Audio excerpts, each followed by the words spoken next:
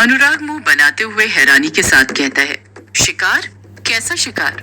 दिलीप अनुराग की आंखों में देखते हुए कहता है, यक्षिणी का शिकार। अनुराग हैरानी के साथ कहता है, क्या कहा आपने? यक्षिणी का शिकार? अनुराग खुश होते हुए कहता है, मतलब वो कहानी झूठी नहीं है, यक्षिणी सच में शिकार करती है। कल रात उसने फिर किसी मर्द का शिकार किया। अनुराग को इस तरह खुश होते हुए देखकर सभी को बहुत अजीब लगता है और सबसे ज्यादा अजीब जिसे लगता है वो था दिलीप।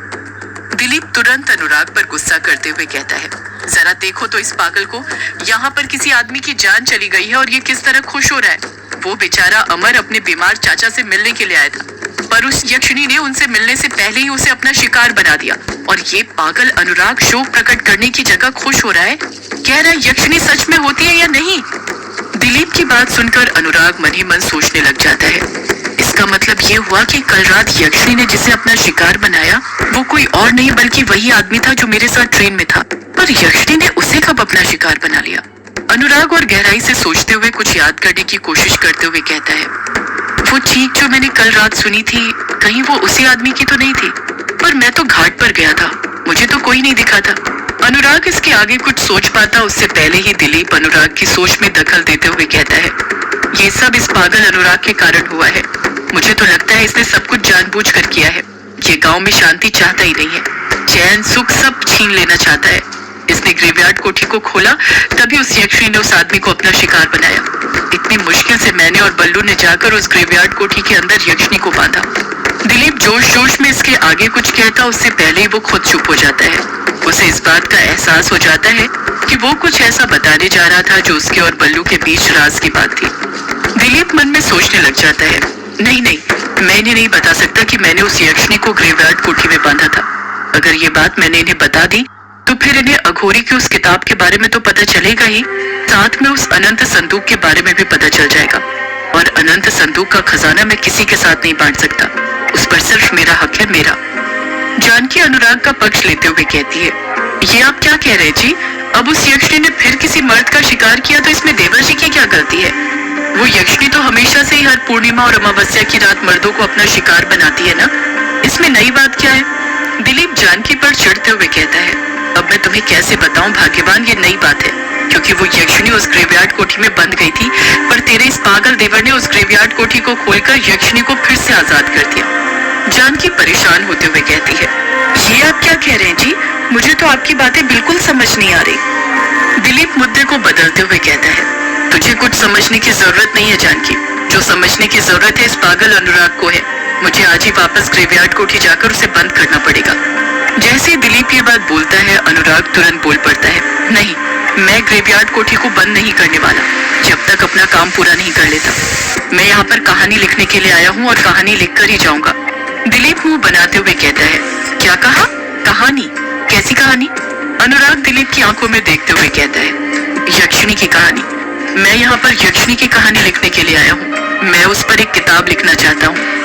दिलीप फिर अनुराग पर गुस्सा करते हुए कहता है, तो तेरे सिर पर से अभी तक यक्षिणी का भूत नहीं उतरा? बचपन में कहता था कि तुझे यक्षिणी दिखती है, और अब बड़ा हो गया है तो कह रहा है कि तुझे यक्षिणी की कहानी लिखनी है, उस पर किताब लिखनी है। एक नया भूत सवार हो गया लेखक बनने का। दिलीप की बातें सुनकर अनुराग मन ही मन सोचने लग जाता है, ये दिलीप भैया क्या बोल रहे हैं? बचपन में मैं ऐसा कहता था पर मुझे कुछ याद क्यों नहीं है? नहीं, दिलीप भैया कुछ भी बोले जा रहे हैं, मुझे इनकी बातों में नहीं आना चाहिए।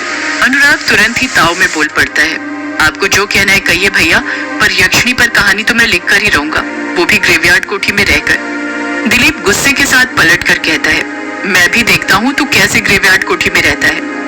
अनुराग दिलीप को घूरते हुए कहता है, आप बार बार क्यों बोल जाते हैं दिलीप भैया कि वो कोठी मेरी है? पिताजी उसे मेरे नाम करके गए हैं, उस पर मेरा हक है, कोई भी मुझे उस कोठी में रहने से नहीं रोक सकता। मैं वहीं पर रहूंगा और अपनी कहानी लिखूंगा। दिलीप कुछ कहता उससे पहले ही बल्लू घबराते हुए कहता है, नहीं मालिक, आप वहाँ पर मत रहिए, चाहे तो कहीं और रह लीजिए, वो यक्षिणी वहीं पर रहती है। मैंने और बड़े मालिक ने खुद उस यक्षिणी को उस दिन वहाँ पर देखा था, अपनी इन्हीं आंखों से। जैसे बल्लू ये बात कहता है तो रजनी मन ही मन सोचने लग जाती है, ये बूढ़ा बल्लू क्या बोल रहा है? ये और दिलीप कब ग्रेवयार्ड कोठी चले गए? इन्होंने कब यक्षिणी को वहाँ पर देख लिया?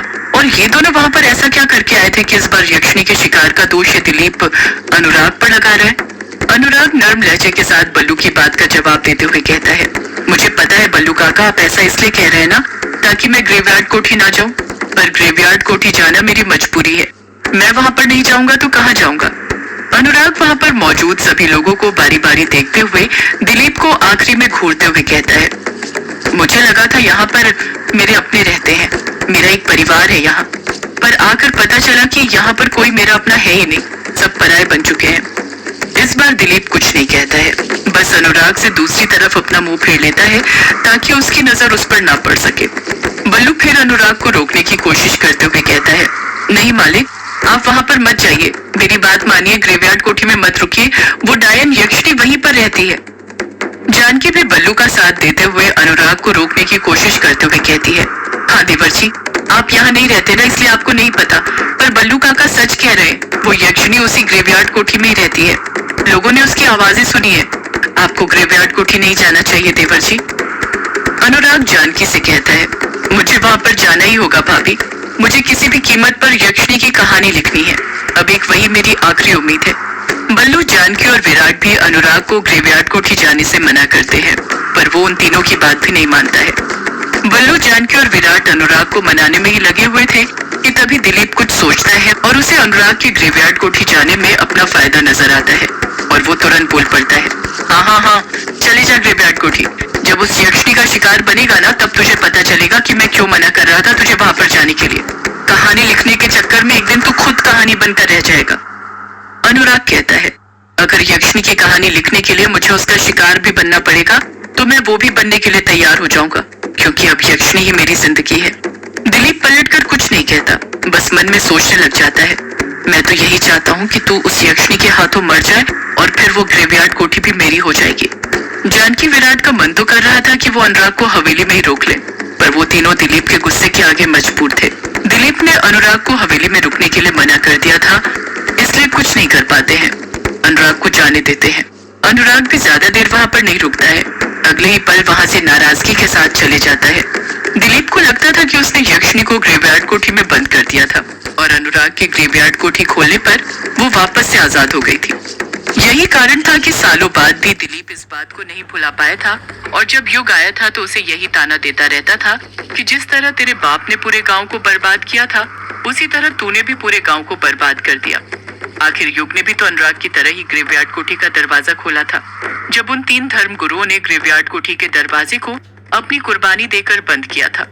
जब अनुराग वापस से ग्रेवयार्ड कोठी जा रहा था तो घाट पर उसे उस आदमी का शव भी मिला था जिसका बीती रात यक्षिणी ने शिकार किया था।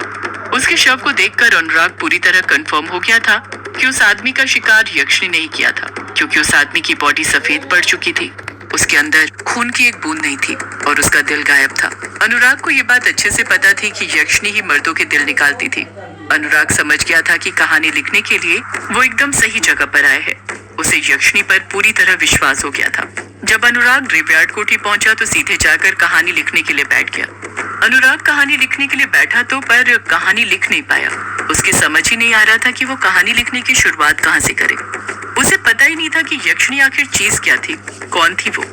उसे तो बस ये बात पता थी कि यक्षिणी एक देवी थी जो डायन बन गई, पर डायन कैसे बनी, क्यों बनी, उसे कुछ नहीं पता था और बिना सब कुछ जाने वो कहानी नहीं लिख सकता था। दिन से रात बीत गई और रात से फिर दिन आ गया, पर अनुराग अपने कागज पर यक्षिणी के नाम के सिवा कुछ और नहीं लिख पाया। अनुराग के समझ ही नहीं आ रहा था कि वो क्या करे। उसके दिमाग में कुछ नहीं आ रहा था। बहुत सोचने के बाद वो ये सोच पाया कि वो यक्षिणी की कहानी ऐसे नहीं लिख सकता। यक्षिणी की कहानी लिखने के लिए उसे गांव के लोगों से मिलना होगा, उनसे बातें करनी होगी, तब जाकर वो यक्षिणी के बारे में कुछ जान पाएगा और उसकी कहानी लिख पाएगा। अगले ही दिन से अनुराग ने अपने साइड में एक बैग टांगा और उसके अंदर कलम कागज रखकर निकल गया यक्षिणी की कहानी तलाश करने। अनुराग को गांव में जो भी आदमी मिलता उससे वो यक्षिणी के बारे में जरूर पूछता। कोई तो उसे देखते से ही भगा देता, क्योंकि दिलीप ने मना करके रखा था कि कोई भी अनुराग से बात न करे, और अगर कोई बात कर भी लेता तो अनुराग को उनके मुंह से वही घिसी पिटी कहानी सुनने को मिलती कि बस एक डायन है यक्षिणी जो मर्दों को अपने हवस का शिकार बनाती है।